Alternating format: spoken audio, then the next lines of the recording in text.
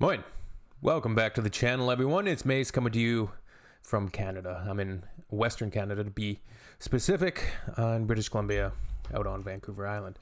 Reporter asks President Trump, is Germany doing enough on defense? Right in front of Chancellor Merz.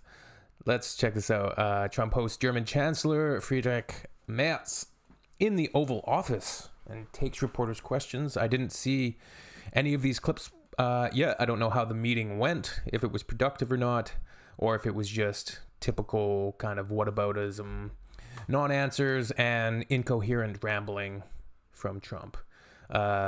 Similar to me in the mornings, to be honest. Similar to me in the mornings before my coffee. All right, let's check this out.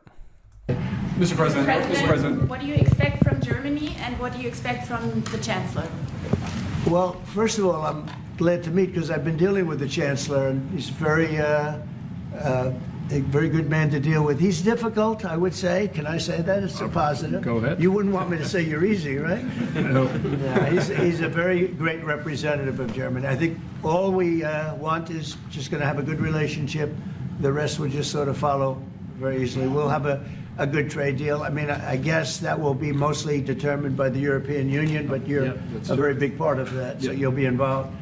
But we'll end up hopefully with a trade deal or...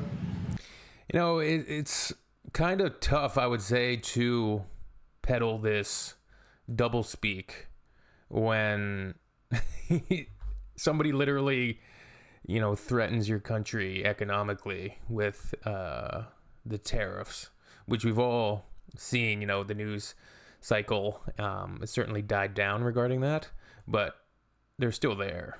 I don't know if that gets brought up in these meetings or not. Obviously, this specific question is about defense, and we've seen in prior news stories, Merz and the EU in general, and partners in Europe kind of pledging to increase military spending, right? In the face of everything that went on with Russia, Ukraine, and the kind of foreign policy isolationist messaging that we've seen from the Trump administration. So I think Merz and Germany in general is obviously, they've talked the talk when it comes to bolstering their military. I don't know where that is status-wise, but let's see how this finishes up and what Trump says to this question. Or we'll do something, we'll do the tariffs. I mean, I'm okay with the tariffs, or we make a deal with the trade, and I guess that's what we're discussing now. Yeah. Mr. President. Back up, please. Go ahead. Mr. President? Okay. Is Germany doing enough on defense, Mr. President? Is Germany doing enough on defense? What? Defense spending.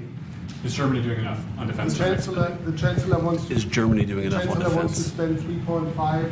Well, I don't know. I mean, I haven't discussed it very much. I know that you're spending more money on defense now, and quite a bit more money, and that's a positive Definitely. thing. I'm not sure that General MacArthur would have said it's positive, He wouldn't like it, but I sort of think... Just a quick aside, is that a bust of Churchill? I'm trying to identify that bust.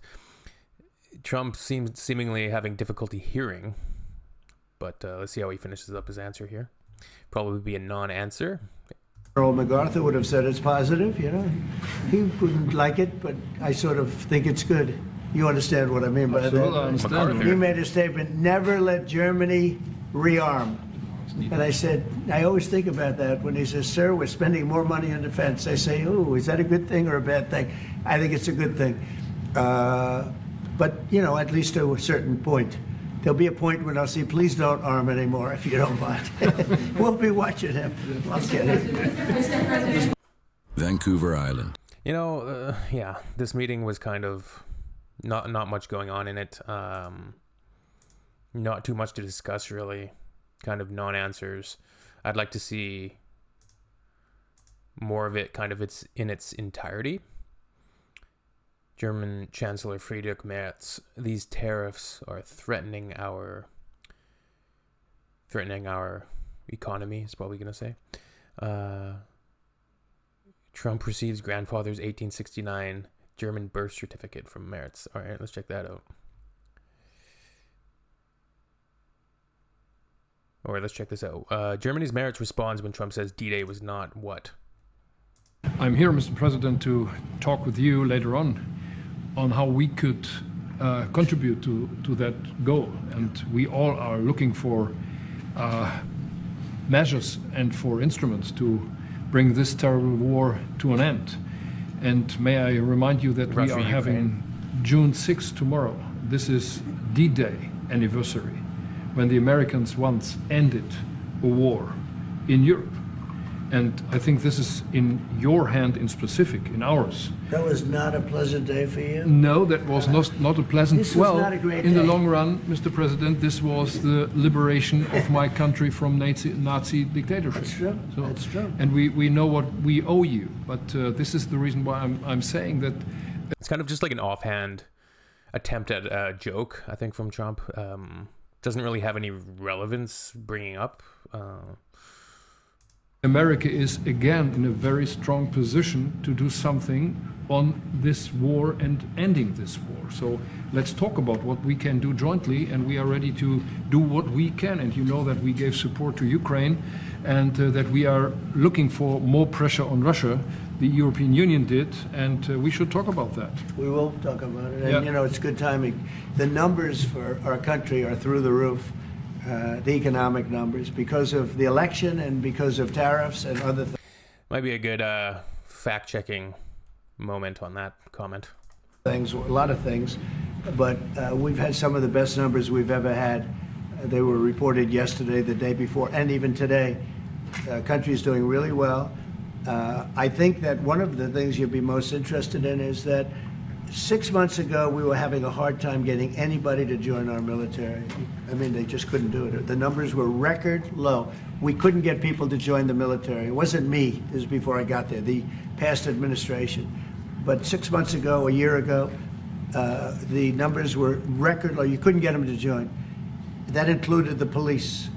And you couldn't get them to join. Now, we just hit the highest number in the history of our country, we think, but very close, but the highest in the history of our country, recruitment, joining the Army, Navy, Air Force, Marines, Coast Guard, police forces all over the What country. did you do for that? What was the reason? Spirit. They love our country again. You know? You're going to do the same thing. Spirit. We have great spirit is back in our country, and it's very simple. And, you know, it was only, Susie, 6 months ago, right, that you got reports, you're the one that released them, that you couldn't get anybody to join the military, and now we're stopped. I'm wondering if those statistics are actually true and how they even would collect those from, you know, including the police forces from around the country. Seems questionable. Yeah, I don't know. Kind of a nothing burger kind of interviews here. Let me know what you guys think down below. We shall see you soon. Seems like Merz is, you know, handling himself well, though. Seems like an intelligent guy. I don't know too much about his prior history. Like a lot of people, I kind of have an inherent skepticism, I would say, about, you know, politicians that rise that high. But, hey, is what it is. All right. Tschüss.